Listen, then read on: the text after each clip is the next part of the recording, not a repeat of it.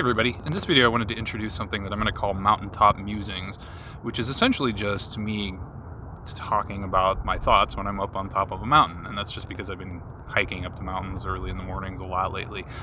So I just thought I would share some of my thoughts when I'm there with you guys. So stay tuned and we'll talk about today's.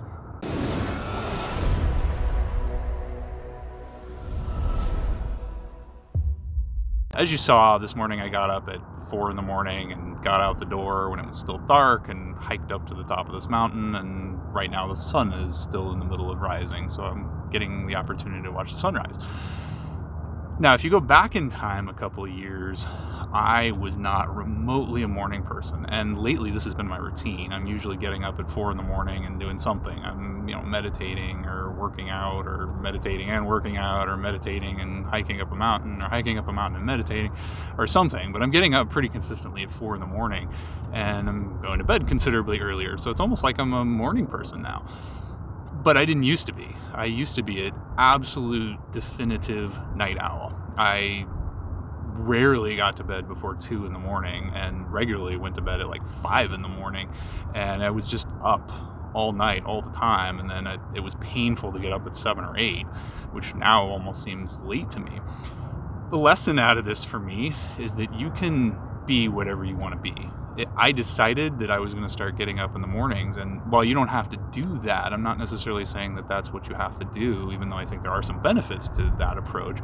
I realize everybody's circumstances are different. I mean, you don't have to be a morning person per se, but you can shape yourself into whatever you want to be. If you want to be a morning person, you can be a morning person.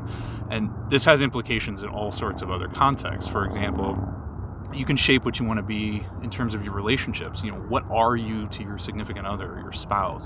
What are you to your children? Like, what kind of a parent are you? What kind of an employee are you, or entrepreneur, or business owner, or whatever it is? You can do this in any context. If you want to be something, you can be that person. You just have to start believing that you are that thing, and then start taking actions consistent with whatever you want to be. So throughout the remainder of your day or week or whatever, kind of take a look at yourself and where are you, and what would you like to be in terms of what you aren't right now, and maybe start identifying yourself as that and turn yourself into that thing. There's another video I have on the topic of auto-suggestion, which kind of hovers around the same basic concept, which is looking at kind of defining yourself through your words and telling yourself that you are a certain thing and becoming that thing.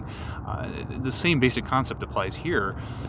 When you identify who you want to be, you can become that person. So take a look at who you are.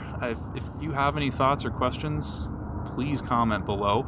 If you haven't already done this, please check out my website as well, which is www.embuffination.com. And also, please subscribe and get the notifications to the YouTube channel, which is Emotional Embuffination. And I will talk to you guys later. Thanks.